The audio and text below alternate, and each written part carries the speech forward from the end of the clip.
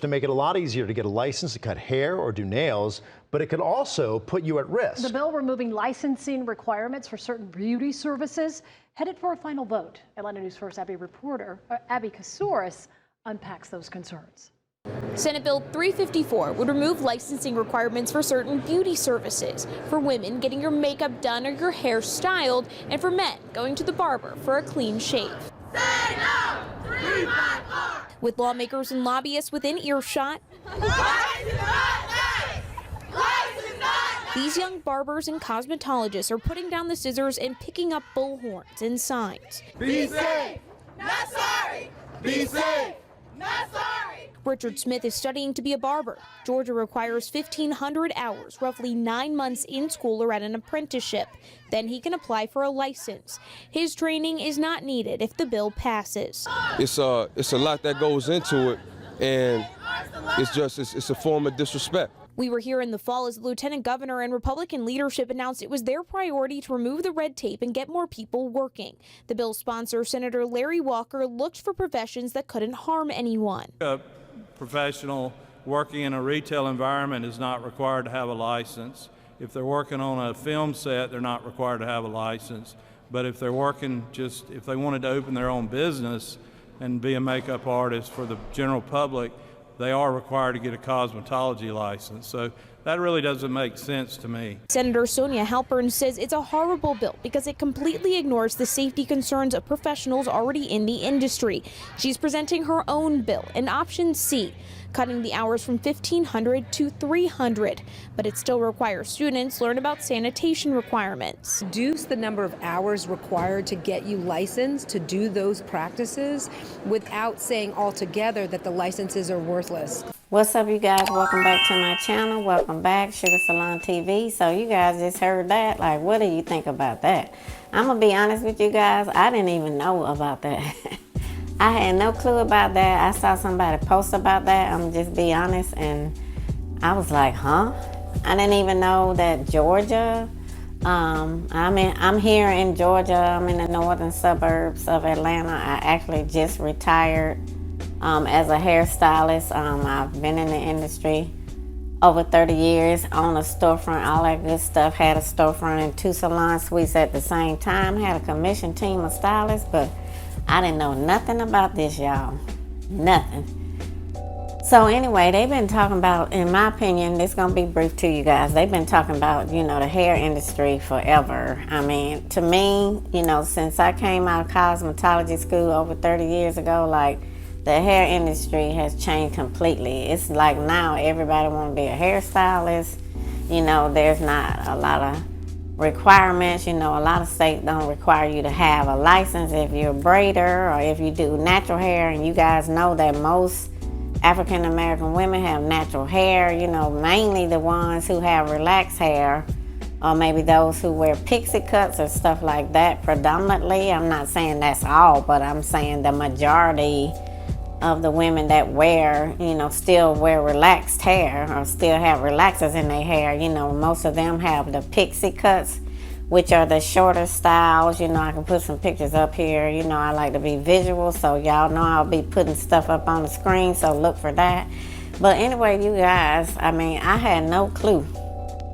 No clue. So I don't know if you guys know, but you guys just heard the news. You just heard it on the news. So that's one of these stations in Atlanta, one of the news stations, and actually they're trying to pass a bill. Now this news article, I'm gonna put it down in the description box below so you can watch the video. It also has an article so you can read about it too. But it's the Senate bill 354 they trying to pass, and this is a brand new article. It was just posted on February 6th. Apparently they've been trying to do that for a while. So they're actually in their final vote that's about to come up. And you guys heard the article, you heard the video. You can I'm gonna put it down below so that you can read the article too, and you can look at the video as well if you like to do that, share it with other people. But you guys, I'm not gonna say I'm shocked, but I'm just gonna say, you know, I don't agree with it to a certain extent. You know, on my channel, I'm always gonna give my honest opinion. Anytime you talk to an old head, seasoned hairstylist, you know, we gonna always have different feedback on stuff. So, you know, because we used to how it used to be. We know things in life change, but at the end of the day, when you have any kind of business, in my opinion, and you're serving clients, you're serving customers, you're responsible for the health and the well-being of the customers. And for me, I'm not just saying that because I'm a licensed hairstylist. I'm saying that because, you know, I just would not, for me personally, me myself, I'm giving you my opinion, I would not want to service anybody in any capacity where it could make me liable for something. And it ain't about the law, it ain't about laws, it ain't about that I could get sued, it ain't about none of that. It's just personally, you know, the integrity that I feel that I have. For me personally, I would not want to service people in this industry or any other industry, no matter what my job is. You know, I would not want to service people and not, you know, but not be liable, you know, not be responsible, you know, not make sure that I know everything I need to know so that I won't pass a germ, a disease, a virus, or whatever it is on to the next person. Like, I'm not trying to do that.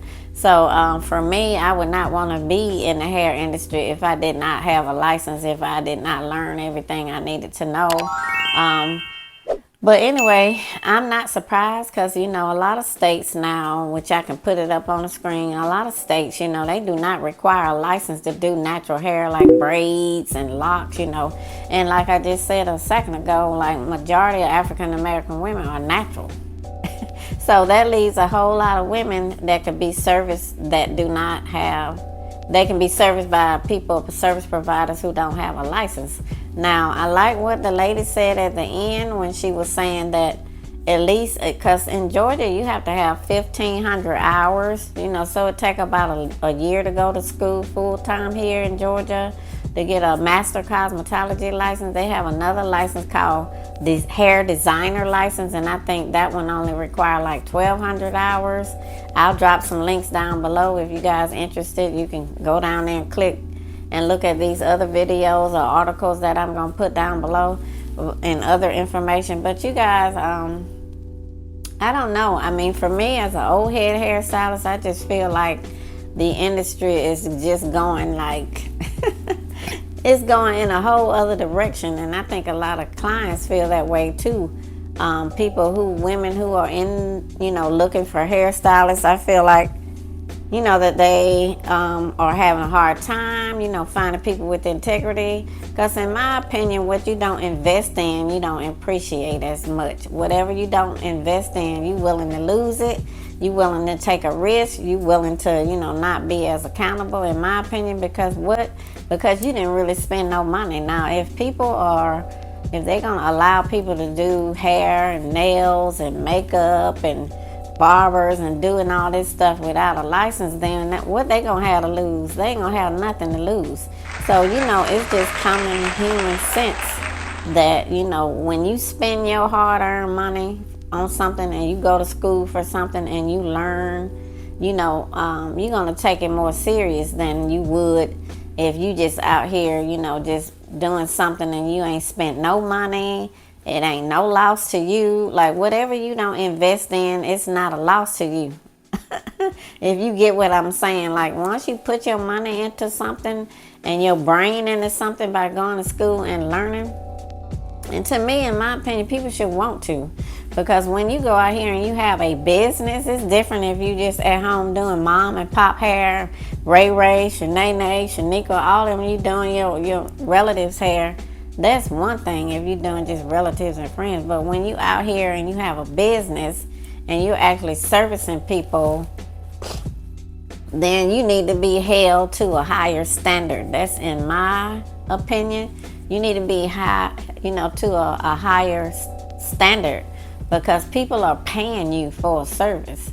So you need to there need to be some stipulations, there need to be some rules and regulations. It's gonna be a mess out here. It's already all kind of complaints, even with people don't have to have a license to do natural hair and braids. You know, you hear so many, you know, clients complaining about the hair industry. You know, and I'm an old head, so I'm from back in the day when we really respected people. We thought education in this industry was very important. We took it seriously. You know, we had people holding us accountable, which is called a state board of cosmetology. And you never know when they're going to pop into your salon or pop into a salon that you work at, and they're going to do an inspection on the salon, and they're going to inspect you as a hairstylist to make sure you're licensed and you keeping your area clean and sanitized. Because like the lady said at the end of the news video, she was saying at least require 300 hours, so at least they can go to school and have to get a license, and they learn their, you know, about the sanitation and stuff. Because you guys, it's so many ways that you can spread stuff to other people. Even with combs, like when we use a comb, like everybody don't just have dandruff in their hair. Some people have psoriasis, some people have eczema, some people have seborrheitis, some people have other scalp conditions and stuff. Sometimes people, when you scratch up what looks like a dandruff, it ends up bleeding or whatever. So, you know, you got blood, now you got blood and stuff like that. Or, you know, barbers, when they doing clipper cuts and stuff, sometimes you see men with all these hair bumps on their neck, razor bumps. That's from sometime when barbers don't sanitize the clippers, because we are using the same tools and the same implements like combs, brushes, all this different stuff. We using it on people back to back, and we using the same towels, we using the same shampoo capes that we putting on you, we using the same scissors or shears as we call them. We're using a lot of the same stuff on people.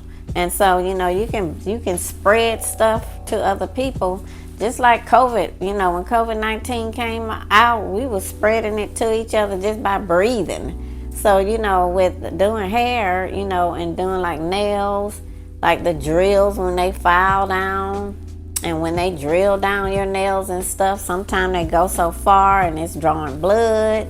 You know, and then they use the same drill bits on somebody else. They use the same file, emery board, buffer on other people. Just like, you know, lashes, you know, you close to people's eyes, you're using tweezers and other tools. You don't know if they've sanitized that, it's in somebody's eye or near their eyes. And, you know, you can spread stuff, bacteria, you can spread, you know, all kind of stuff. You don't know, it's all kind of stuff you can spread. So for people to just be able to do hair, skin, nails, you know, I can go into a plethora of ways. I put it on the screen that things that people can spread, you know, to one client to the other. Some people have lice in their head, you know, you can spread, you know, it's all kind of ways, you guys, you can spread stuff. So for people to not have to have licenses, to me, I think it's ridiculous. But I'm leaning more on the side of what the last lady said in the news article video, that, you know, at least make them have to have a license where they don't have to go to school for the 1,500 hours, but they have to do a part where they get the sanitation, and they get that part, because it's all kind of bacteria, it's all kind of stuff. It'll be a whole mess out here, I promise you guys, if they continue to do that. Now, to each his own. If you somebody who don't care, you know, just like people get, like one time I was getting my nails done, and you know how these are my nails, but I wear an acrylic overlay. So, you know, when you go in for your fill in on your acrylic, they got to use that electric drill, because they not trying to be there hand filing. They not trying to do that. They have electric stuff. So twice, you guys, I got this infection, because when she was filing it down with the electric filer drill, it hit, the little drill bit thing hit the side of my finger, and it made my finger like swell up really big. It was filled with pus. That happened to me twice in my life. And so this one client that I had, that was a nurse, she told me the name of it. I can't remember it, but she said women come in the hospital with that all the time. She said it gets infected, and you know, anytime something get infected, it can get into your bloodstream when you get an infection, and then it can end up escalating. So that's one example, and it sounds really minor, But it could turn, because some people, you know, their immune system may not be that strong. They may be diabetic, or whatever the case may be, or they may be elderly, and then they end up like you guys. My finger was swollen, and both times it was my thumb. And so I had to go back into the nail shop, and the owner had to really literally pull some of the acrylic off so that the infection, the pus, could come out and be released. And that's what I'm talking about. So if you're a lay person and you're not in the service industry, you won't know all these things. You don't know all the ways, you know, you can get infections and all this other stuff, or how stuff can spread.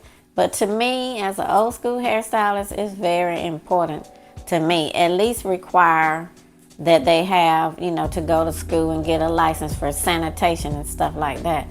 Also, in my personal opinion, if they're gonna do this too, I think they should require them to work in a hair salon. They should require them. This is just my opinion. They should require them to work in a hair salon. And why? Because if they out here all willy-nilly and they responsible for people's livelihood, because as I mentioned, people can get all kind of fungus, disease, bacteria can spread, and you're not gonna require them to have nothing. In my opinion, if that's going to be the case, they should require them to have to work in a salon. And why? In my opinion, the reason why is because if they don't have no license, they ain't went to school for nothing, they don't know nothing about nothing, something might pop off, and then what? They in their house, you know, in their kitchen, or in their den, or in their basement, or wherever they would set their salon up at, and they don't have anyone there that can help them, any licensed professional there that can say, oh girl, don't worry about it, oh God, don't worry about it, I got you, you just need to do this, that, and the third. They won't have no help there. They just there on their own, and then a customer can end up with some kind of blood-borne pathogen or some type of, you know, infection or something like that. So in my opinion, if they're gonna make it like that, they should require them to have to work in a salon, so that if they have some type of problem or if something occurs, they have a licensed professional there, or the salon owner, or the, you know, owner of the barber shop, nail shop, whatever, that can tell them what to do. Because if you just put people out here all willy-nilly, in my opinion, something gonna end up happening, and I wouldn't want to be the one that it happens to. So, you know, I don't have anything against people having to get a lesser license or go to school for less hours. I'm all for that. But I think it should be some kind of stipulation, some rules and regulations, so things can get out of hand. That's just my opinion. If you want to have a business and serve clients and people pay you for a service, if you don't have to have no license or nothing like that, if that's what the state of Georgia comes up with, at least they should require people to have to work in a salon where they have someone, you know, that they have to be in accordance to, because you're serving customers and customers are paying you. That's just my opinion. That's just my feedback on this thing. You guys, please tell me what you think about this situation. Again, the state of Georgia the Senate Bill 354, that is in the final stages of being passed, and they're trying to pass it where barbers, hairstylists, nail techs, makeup artists do not have to have a license at all in the state of Georgia. So anyway, you guys drop comments down below. Let me know what you think. I'm going to see you guys on the next video. I'm also going to drop a video that you guys can look at too. It's another one kind of similar thing about the complaints that people have about the industry. It's going to get even worse if they do this. But we'll see. So you guys, thanks. I'm going to be putting some tutorials on here soon. Just stay tuned for that, because I know you guys want to see some tutorials. So stay tuned for that. Thanks for watching. I hope you'll comment, like, subscribe, and don't forget to click the bell.